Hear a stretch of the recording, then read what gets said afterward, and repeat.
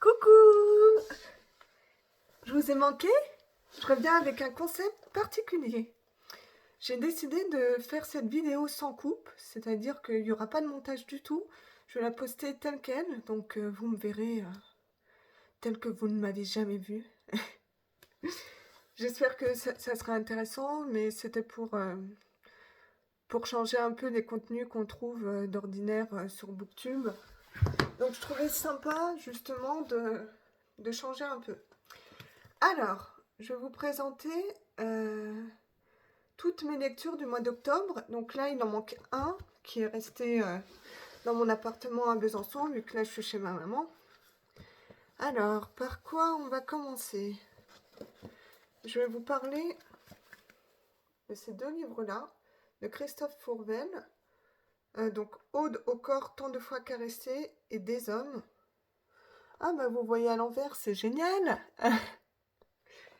Du coup, Christophe Fourvel, je l'ai rencontré à l'université. Il est venu nous faire un atelier écriture durant quelques mois, quelques semaines en tout cas. Et donc j'avais très envie de découvrir sa plume. Et Aude au corps tant de fois caressé, j'ai voulu le lire tout d'abord parce qu'il m'a inspiré mon premier roman. Donc pour ceux qui ne le savent pas, j'ai écrit un roman de décembre 2022 à avril 2023. Et donc je l'ai terminé. Et en fait, comment cette idée de roman m'est venue? C'est grâce justement aux ateliers de Christophe Fourvel. C'était des ateliers écriture. Et euh, donc j'ai écrit une succession de textes. Et je me suis dit, il y a quelque chose. Il y a quelque chose qui les relie tous. Au début, je ne voyais pas quoi. Et tout s'est imbriqué dans ma tête jusqu'à donner lieu à un roman donc, qui s'appelle Les vagabonds du temps pour du lilas en automne. C'est un titre long et j'aime trop les titres longs. Alors voilà, tout simplement. Et donc du coup, Aude au corps tant de fois caressé, Christophe Fourvel nous avait donné un passage de son livre. Attendez, je vais regarder pour vérifier. Ah oui, c'est ça. Il nous avait donné l'incipit, enfin la moitié de la première page, on va dire. Et on devait écrire la suite. C'était la scène de la salle de bain, pour ceux qui voudront lire mon roman. D'ailleurs, si ça vous intéresse, vous pouvez me contacter sur Instagram en message privé et, euh, et je peux vous envoyer par mail mon manuscrit si ça vous intéresse. Et donc du coup, voilà, j'avais très envie de le lire et, et c'est chose faite. Et je suis ravie de l'avoir fait parce que c'est très poétique, c'est très beau, c'est pas très naturel là, comment je parle, mais en même temps, j'ai rien prévu du tout. Je me suis même pas remis dans les livres. Donc là, c'est vraiment l'improvisation totale. Je vais essayer de faire en sorte que ça dure 10 minutes et à chaque fois faire des formats de 10 minutes, ça pourrait être plutôt sympa. Donc sans coupe du tout. Donc vous allez sûrement me voir divaguer. Ça c'est très probable. Parce que je pars vite très très loin. Donc si c'est gênant, c'est pas grave. Moi ça me dérange pas en tout cas.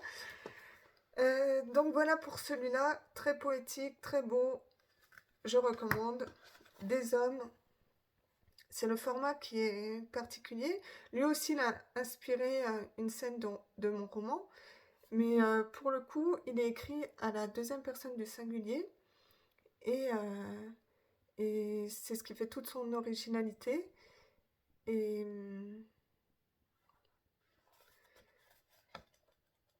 et j'ai beaucoup aimé la fin. J'ai trouvé qu'il y avait quelques longueurs. Enfin, dans l'ensemble, c'était un peu contemplatif. On parle des personnes un petit peu laissées pour compte. Et il n'y a pas beaucoup d'action. Mais c'est très poétique, c'est très bien écrit. Et la fin révèle tout, tout, tout, tout, tout. Et Ouah, c'est incroyable, c'est le genre de fin que j'aime où je me dis waouh, ça c'est beau. Et voilà pour Des hommes de Christophe Fourvel, publié à la Fosse aux ours. Vous voyez à l'envers, mais bon, vous me faites confiance. Et celui-là, Mediapop édition. Donc un auteur à noter qui écrit de très très très belles choses. Et, je vous le recommande vivement, vivement, vivement, vivement.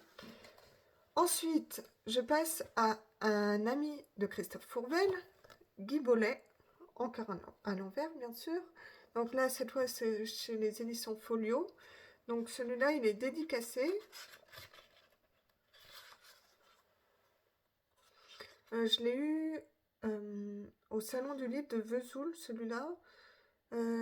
Juste avant, j'avais lu alors, attendez. Fils du Feu, que j'avais adoré, mais comme il était au mois de septembre, et ben je vous en parle pas.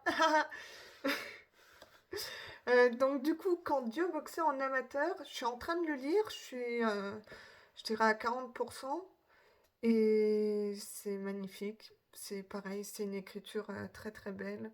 Guy Bollet, j'ai eu l'occasion de boire une Guinness avec lui, et donc je suis très très fière. Et toujours dans le cadre de l'université, donc c'est un auteur que je vous recommande énormément. Et quand Dieu boxe un amateur, il parle de son père, et c'est écrit d'une manière magnifique. Et ça parle de littérature, de boxe, ça parle des mots, de Dieu.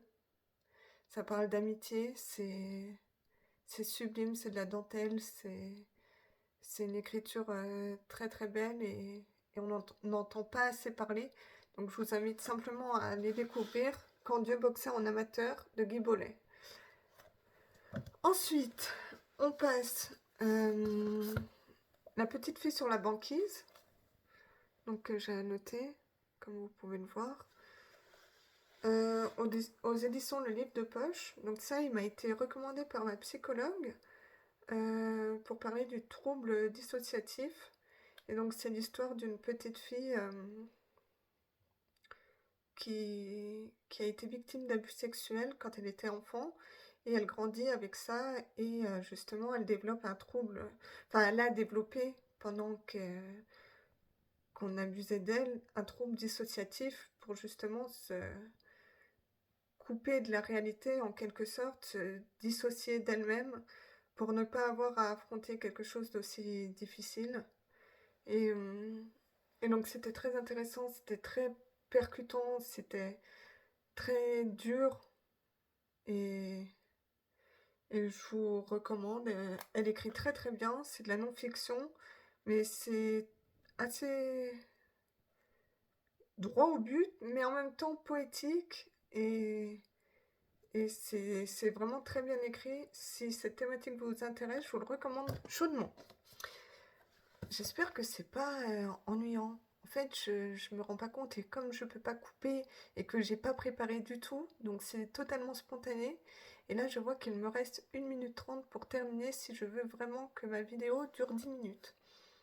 Est-ce que je publierai ça? C'est une bonne question. Si vous êtes en train de regarder cette vidéo, c'est que j'ai foi en ce format-là.